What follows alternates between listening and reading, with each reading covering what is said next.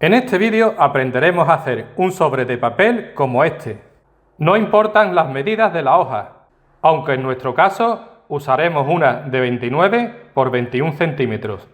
Comenzamos uniendo los dos lados, montando uno encima del otro. Así.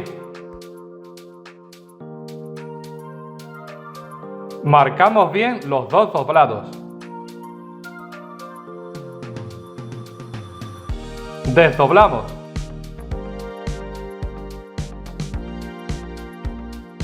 Y doblamos ahora por abajo, unos 2 centímetros, aproximadamente. No es necesaria demasiada exactitud. Marcamos siempre bien el doblado. Hacemos lo mismo arriba.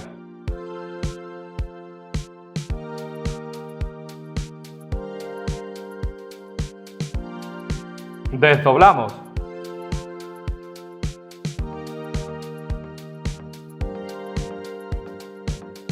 Recortamos las 4 esquinas, que están ya marcadas por los doblados.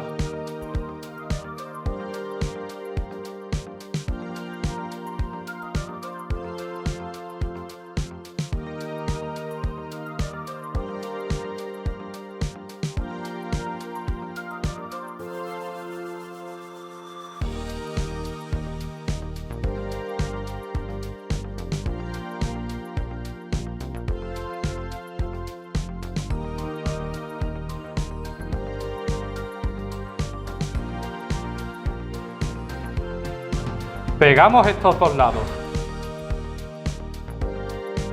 Puedes usar cualquier tipo de pegamento.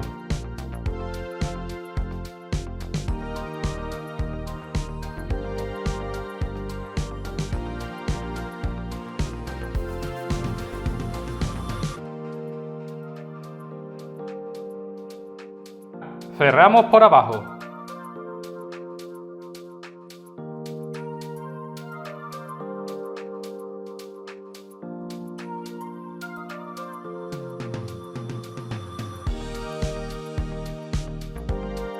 Para que el sobre quede más profesional, podemos cortar las dos esquinas de arriba.